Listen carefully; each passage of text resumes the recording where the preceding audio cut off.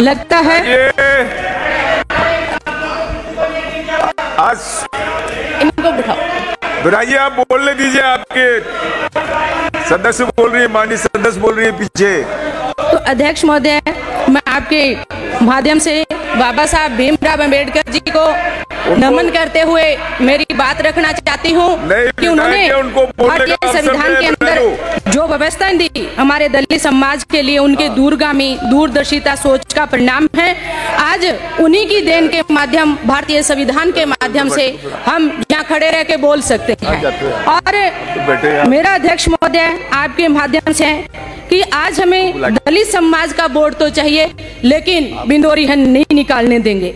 दलित समाज का वोट तो हमें चाहिए, लेकिन हम रोड पर नहीं बैठने देंगे। दलित समाज का वोट तो चाहिए हमें, लेकिन जूते उतार कर वो अंदर घुसे, ये है। तो मेरा मानना है अध्यक्ष महोदय आपके माध्यम से कि समाज की जो न्याय की हम बात करते हैं, एक समानता की बात करते हैं, समाज कल्याण विभाग के अंदर बहुत सी योजनाएं हमारे दलित परिवार के लिए, हमारे अनुसूचित जाति परिवार के लिए, आर्थिक रूप से कमजोर वर्गों के लिए बहुत अच्छी व्यवस्थाएं दी गई हैं। लेकिन क्या ये योजनाएं धरातल पर सार्थक हैं या नहीं, इसको कभी हमने जानने का प्रयास किया है या नहीं है। सर, कहने को तो बहुत कुछ है, लेकिन सभापति महोदय, मैं आपके माध्यम से जो मेरे विधानसभा क्षेत्र के अंदर 4 हमारे हॉस्टल हैं, राजकीय अंबेडकर छात्रावास है, जिनकी स्थापना जो गढ़साना के अंदर है, उनकी स्थापना 1978 और 89 के अंदर हुई थी, और उसकी जो स्वीकृत क्षमता है बच्चों की 65 है, और आज तक उसके अंदर जो कमरे हैं 12 हैं। आवेदन आते हैं, लेकिन आधारभूत सुविधाओं के कारण जहाँ एक कमरे के अंदर 5 बच्चों की व्यवस्था की जा सकती है, तो वहाँ आवेदन नहीं लिए जाते। मैं आपके माध्यम से इस संख्या को मंत्री जी से कहती हूँ कि इस संख्या को बढ़ाकर 100 किया जाए और वहाँ पे अतिरिक्त कमरों की व्यवस्था की जाए। इसी के साथ साथ सर, जो मेरा रावड़ा है तहसील क्षेत्र है, उसके अंदर जो हमारा छात्रावास बना है वो 1997-98 में बना है। इनकी भी बिल्डिंग के रंग रोगन हेतु बजट की हमें अतिरिक्त आवश्यकता है। जहां जो क्षमता है, स्वीकृत क्षमता 50 है, इसको बढ़ाकर 60 या 70 की जाए।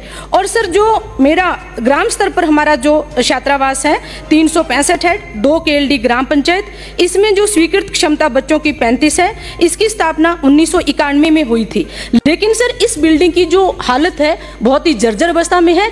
पीछे जो प्रबुद्ध जन थे, उन्होंने आर्थिक सहयोग से चंदा करके उस बिल्डिंग में कुछ सुधार किया था। तो मैं आपके माध्यम से मंत्री जी से मांग करती हूं कि इस बिल्डिंग को नकारा घोषित करके वहां नया भवन बनाया जाए, ताकि जो गांव और ढाणियों से आने वाले बच्चे हैं वो अच्छी तरह से इसमें अध्ययन कर सकें। और इसके साथ साथ सर, जो मेरी विधानसभा में लगभग 2.5 लाख जनता है, और जो जिला मुख्यालय है जहाँ पूरी विधानसभा के अंदर एक भी कन्या छात्रावास नहीं है, तो मैं आपके माध्यम से मंत्री जी से मांग करती हूँ कि अनूपगढ़ जिला मुख्यालय पर विद्यालय एवं महाविद्यालय स्तरीय सावित्रीबाई फुले कन्या विद्यालय का निर्माण किया जाए, ताकि हमारी बच्चियां जो दूर दराज से आती हैं, गांव से, ढाणी से, वो अच्छी तरह से अध्ययन कर सकें, उन बच्चियों का भविष्य सुरक्षित हो सके।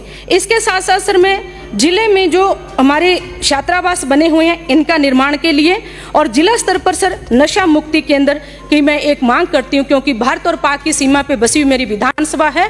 पिछले 6 महीने में 10 बार ड्रोन के माध्यम से ड्रग्स गिराई गई हैं, जिससे हमारे बच्चे भविष्य सुरक्षित नहीं है। इसके साथ साथ सर, जो हमारी कन्या मुख्यमंत्री कन्यादान योजना है, हमारी बहुत ही एक समाज कल्याण विभाग की महत्वपूर्ण योजना है। इसके अंदर सर पिछले 4 महीने से एक भी मेरे जो ऑनलाइन है आवेदन नहीं हुआ है, क्योंकि वहाँ जो खामी आ रही है इसके अंदर टेक्निकल पोर्टल के अंदर, तो जब तक जो टेक्निकल खामी दूर नहीं की जाती है तो ऑफलाइन वो आवेदन लिए जाए। जब वो टेक्निकल जो पोर्टल के अंदर समस्या दूर हो जाए तो उनको ऑनलाइन किया जाए। इसके साथ साथ सर, बहुत अच्छी योजना हमारी जो है मुख्यमंत्री स्वजन दिव्यांगजन से संबंधित हमारी योजना है, जो मेरा विधानसभा सर जिला चिकित्सालय हेडक्वार्टर पे नहीं होने के कारण 210 किलोमीटर गंगानगर हमारे दिव्यांगजन जाते हैं, उनका प्रमाण पत्र दो दिव्यांगजन का नहीं बनता है। तो मैं आपके माध्यम से माननीय मंत्री जी से निवेदन करती हूं कि सर, आप जिला मुख्यालय पे एक मोबाइल यूनिट अनूपगढ़ में एक निश्चित समय अवधि के अंदर कैंप लगाकर दिव्यांगजन को ये सर्टिफिकेट दें, जिससे कि इन लोगों को जो दिव्यांगजन हैं इनको लाभ मिल सके। और इसके साथ साथ सर, जो 50,000 अनुदान बैंक के द्वारा ऋण दिया जाता जाता है ताकि एक दिव्यांगजन है वो अपने परिवार का पालन पोषण अच्छी तरह से कर सके।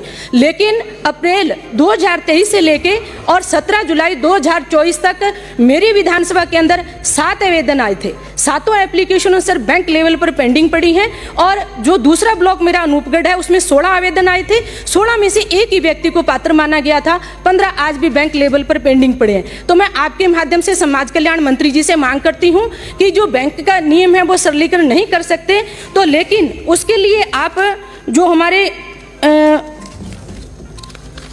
इसमें अनुसूचित जनजाति का जो सर एक विभाग है जा उसके माध्यम से इन लोगों को राशि उपलब्ध करवाई जाए ताकि ये लोग अपना पालन पोषण अच्छी तरह से कर सकें, अपना जीवन यापन अच्छी तरह से कर सकें। इन्हीं मांगों के साथ सर एक बार मैं और कहना चाहती हूँ कि जो पालनहार योजना के अंदर एक मुश्त वार्षिक सहायता बच्चों के जो स्वेटर के लिए, वस्त्र के लिए, जूतों के लिए दी जाती हैं इसको भी बढ़ाया जाए। इसके अंदर जो वार्षिक आय 1,20,000 पालनकर्ता की जो निर्धारित की गई है उसका दायरा बढ़ाकर 2.5 लाख किया जाए ताकि जो बच्चों का पालन पोषण करता है व्यक्ति उसकी आर्थिक स्थिति मजबूत होगी तो वो बच्चों का पालन पोषण अच्छी तरह से कर सकता है। और इसके साथ साथ सर जिन बच्चों का पिता नहीं होता है उन बच्चों को इस योजना का लाभ मिलता है। लेकिन जितना महत्व एक बच्चे के जीवन में पिता का है लेकिन माता का देहांत होने पे इस योजना का लाभ उन बच्चों को नहीं दिया जाता है। तो मैं मांग करती हूं कि जिन बच्चों की माता नहीं है उनको भी इन योजना का लाभ बच्चों को दिया जाना चाहिए क्योंकि जितना महत्व एक बच्चे के जीवन में पिता का उतना महत्व ही एक बच्चे की माता को उसके जीवन के अंदर होता है। तो सर आपने मुझे बोलने का मौका दिया, बहुत बहुत धन्यवाद सर आपका। धन्यवाद। श्री रविंद्र सिंह भाटी।